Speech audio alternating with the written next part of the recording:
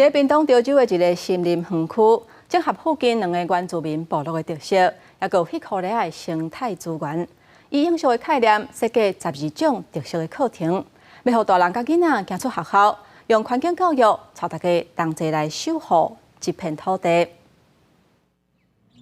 伫屏东县潮州镇的南后树林平地森林园区，是全台湾3个平地森林园区其中一个。毋但有大片的森林和多元的生态，也有耍水的所在。因为瓦近太武乡和来义乡，今年园区家己办的林学校串联2个原住民乡镇，规划山水园林4大学院相关课程，要让民众体验丰富的林业文化。 那运用我们林后4林的一个场地，那会举办很多跟原乡相关的一些课程。那我们有4个学院的课程，那这一次暑假已经推出4堂课，那再加上去年我们有的一些旧有的课程。 林学校加入部落实农教育，佮透过体验文化游程，让大家会当来向森林土地学习。像在太武乡，我们就会有一个原民的扩香石的活动。那我们是运用排湾族传统的一些材料，